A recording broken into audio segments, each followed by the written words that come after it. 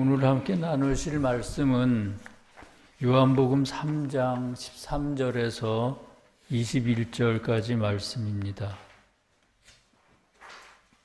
말씀을 읽겠습니다. 하늘에서 내려온 자 곧 인자 외에는 하늘에 올라간 자가 없느니라. 모세가 광야에서 뱀을 든 것 같이 인자도 들려야 하리니 이는 그를 믿는 자마다 영생을 얻게 하려 하심이니라. 하나님이 세상을 이처럼 사랑하사 독생자를 주셨으니 이는 그를 믿는 자마다 멸망하지 않고 영생을 얻게 하려 하심이라.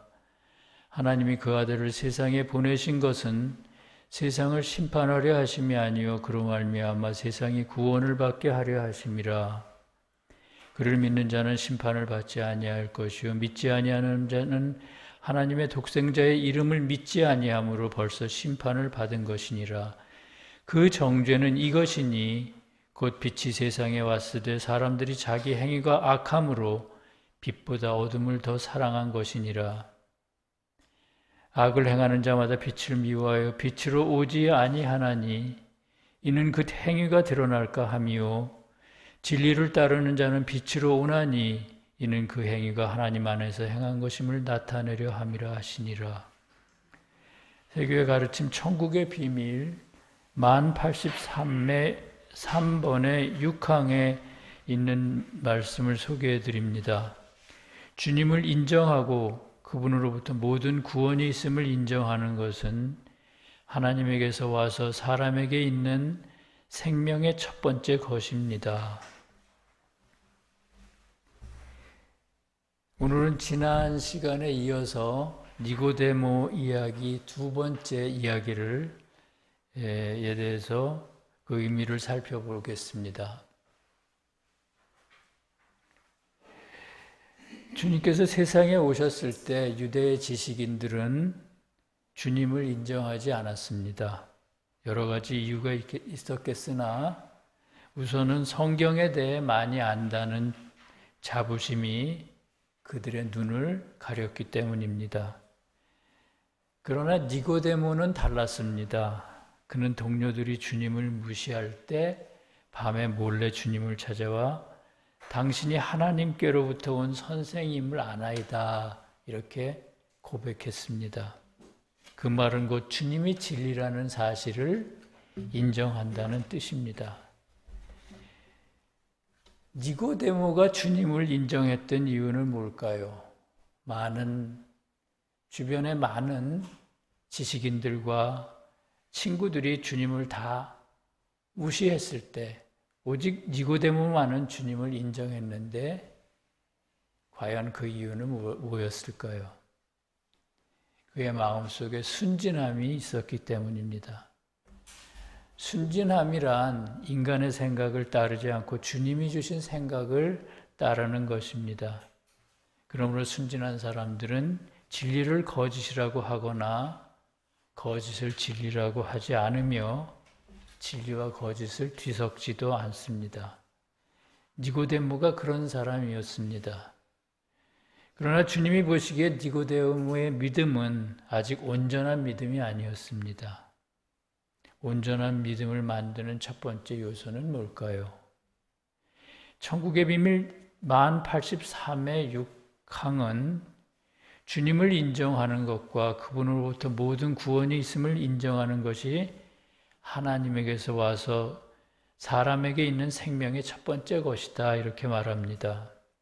요컨대 모든 구원이 주님으로부터 있음을 인정하는 것이 믿음의 첫 번째 요소라는 것입니다.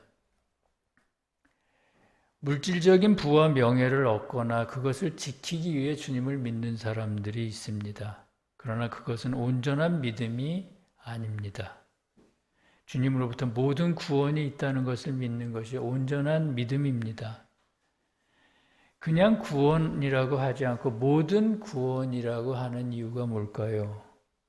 구원은 모든 종류의 교만과 미움과 보복과 탐욕, 간음과 같은 악으로부터 벗어나는 것이기 때문입니다. 오늘 말씀에서 주님은 니고데모에게 당신이 바로 구원이시라는 것을 분명히 알려주십니다. 먼저 본문 13절과 14절에서는 이렇게 말합니다. 하늘에서 내려온 자 곧 인자 외에는 하늘에 올라간 자가 없느니라. 모세가 광야에서 뱀을 든 것 같이 인자도 들려야 하리라. 이렇게 말합니다.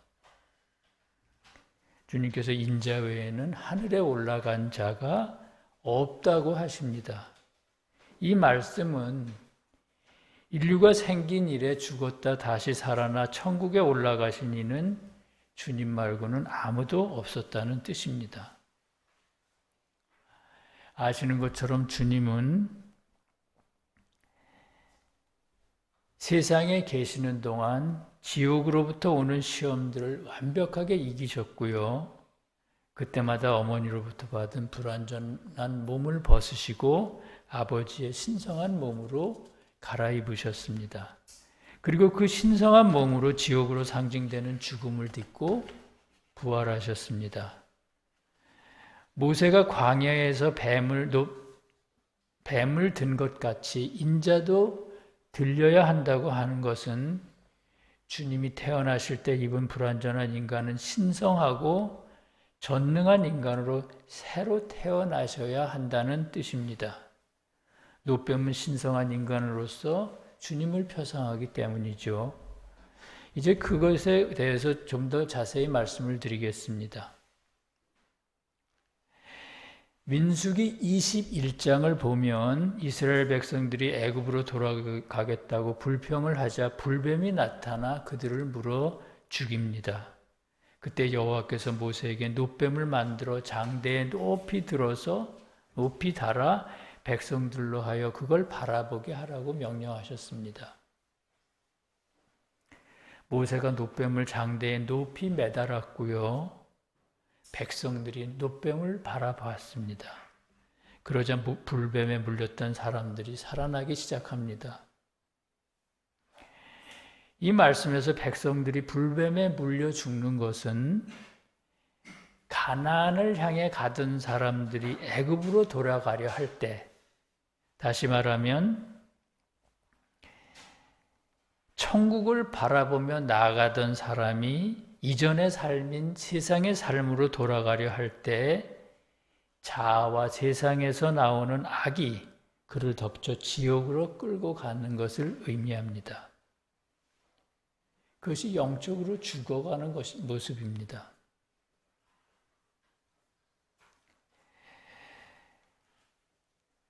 왜냐하면 여기서 불뱀은 인간의 몸을 통해 들어오는 쾌락과 악을 뜻하기 때문이죠.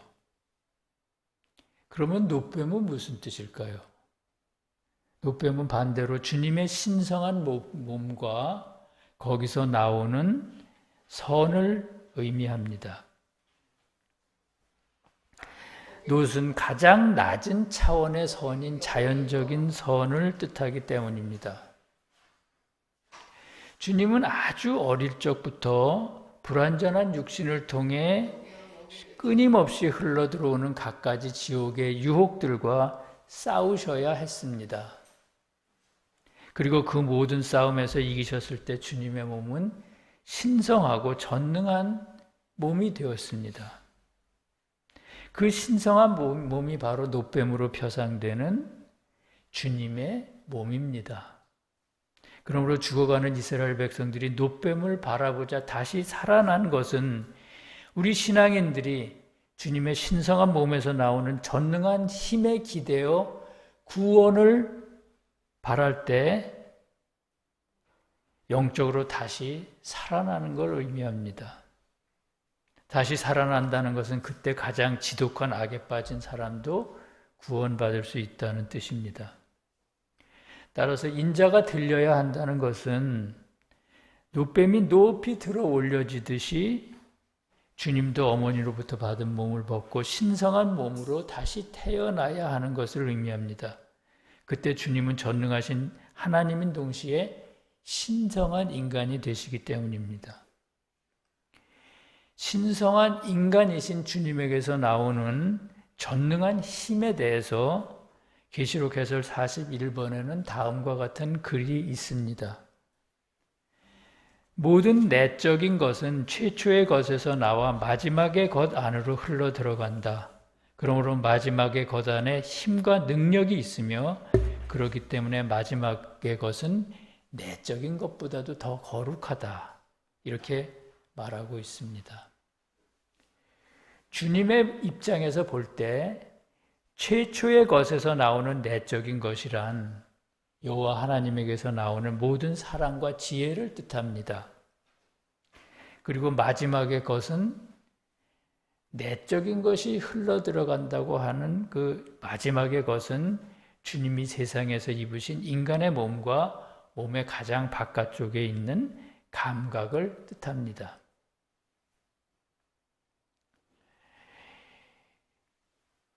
모든 영적인 것 또는 내적인 것은 주님으로부터 나와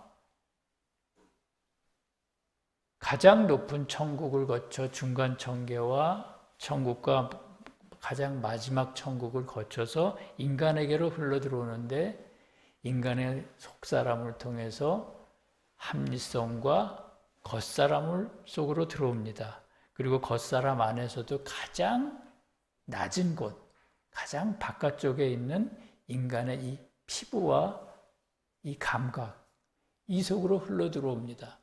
이 감각을 가장 낮은 차원의 것이라고 얘기하는 이유는 이 감각이 세상과 직접 맞닿아 있고 그래서 가장 유혹에 취약한 부분이기 때문입니다. 그런 주님도 우리와 똑같은 육신을 입고 세상에 태어나셨기 때문에 주님에게도 태어나셨을 때는 그렇게 세상의 유혹에 취약한 감각을 지니고 태어나셨습니다. 주님은 세상에 사시는 동안 지옥과 싸우시면서 한편으로는 주님 안에 계신 아버지이신 여호와 하나님으로부터 오는 모든 사랑과 지혜를 당신의 육신의 가장 낮은 부분인 감각에까지도 끌어들여서 그 감각까지도 신성하게 만드신 것입니다.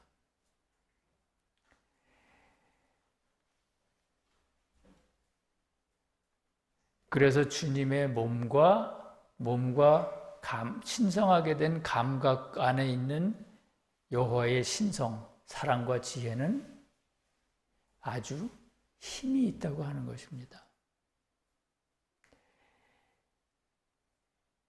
여호와 하나님으로부터 내려오는 그것보다 더 그것이 주님의 가장 육신의 마지막 안에 흘러 들어와서 거기에 머무는 그 여호와 하나님의 사랑과 지혜가 더 거룩하고 힘이 있다는 뜻입니다.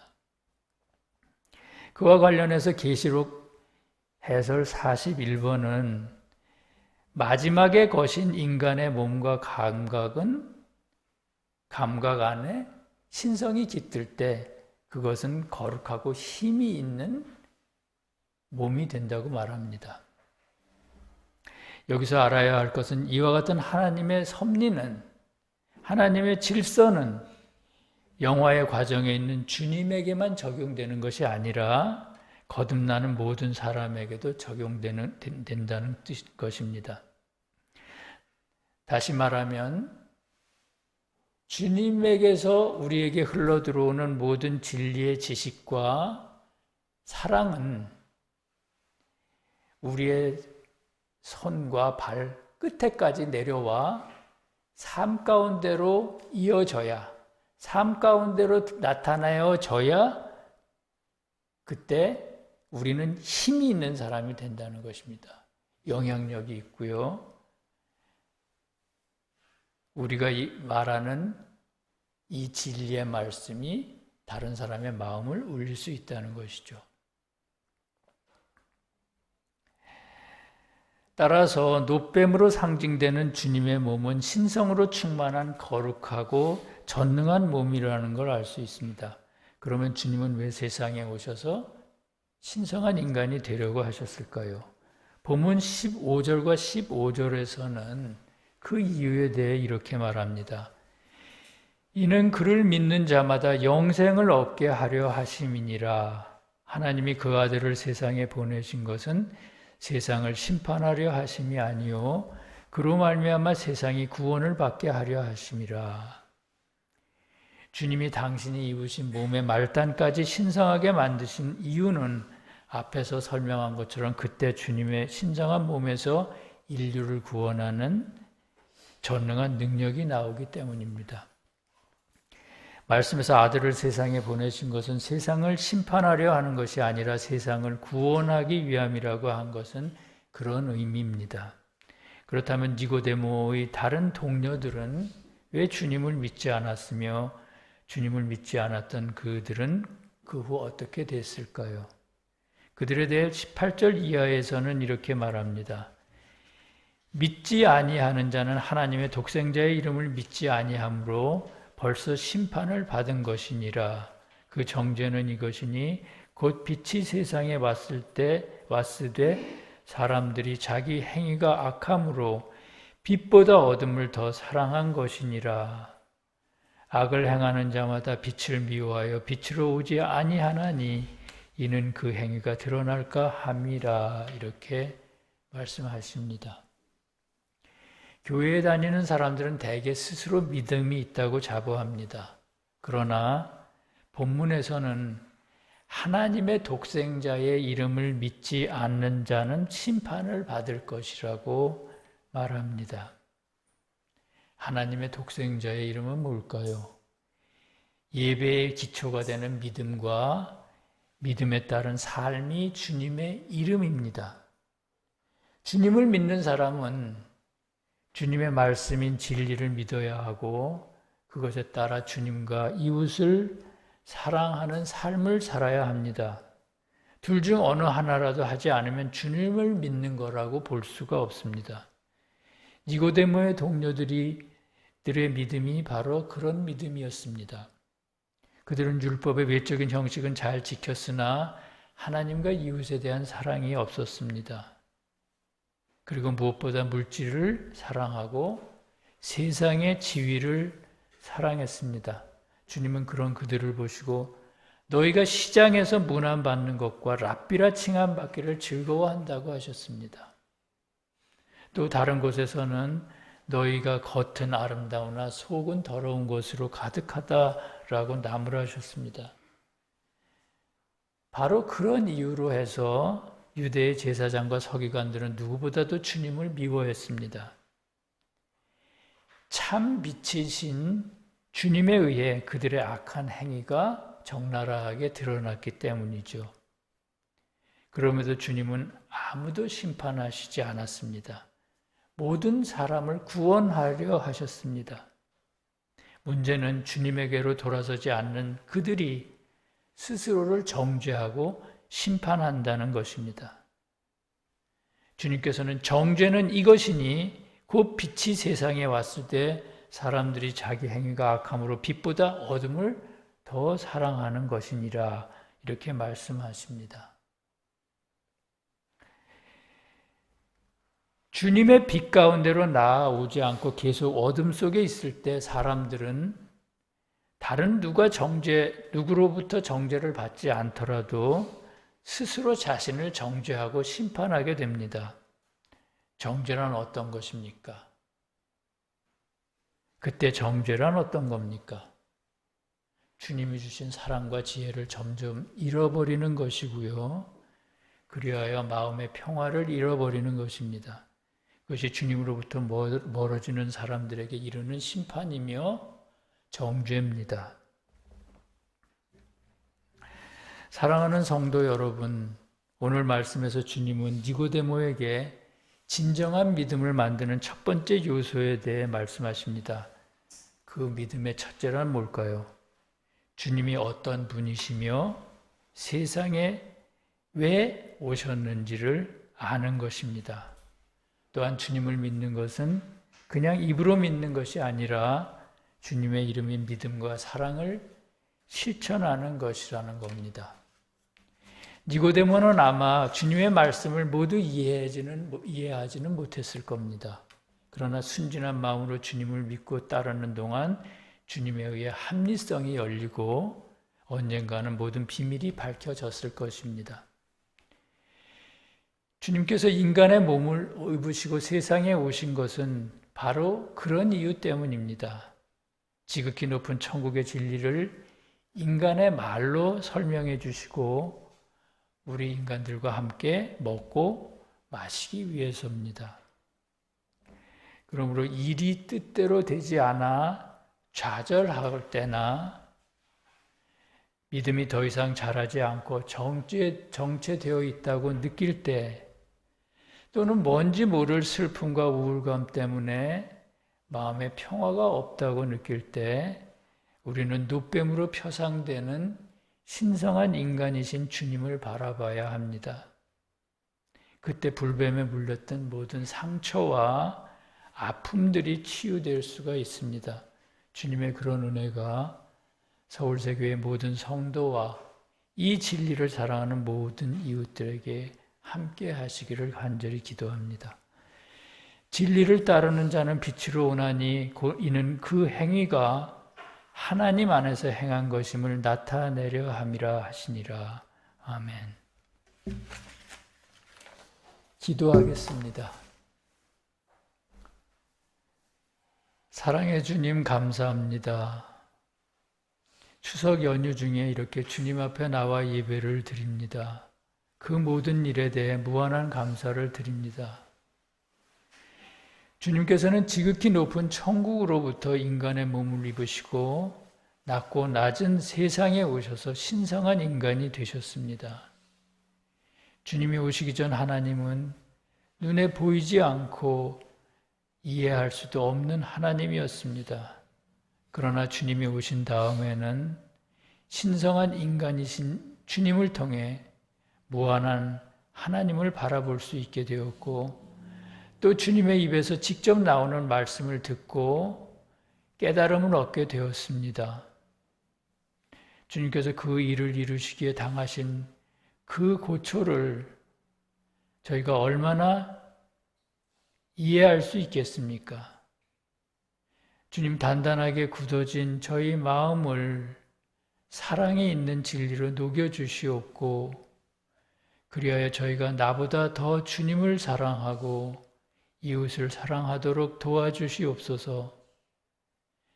주님 명절이 되면 더 외롭고 힘든 이웃들이 있습니다. 저희로 하여 그들을 위해 진심으로 기도하게 하시옵고 주님께서 저희 기도를 들어주시기를 원합니다. 주님 이 좋은 계절에 만물이 결실하는 것처럼 저희 믿음도 열매를 많이 맺는 믿음이 되도록 축복하여 주시옵소서. 나라와 권세와 영광이 우리 주님께 영원히 있사옵나이다. 아멘.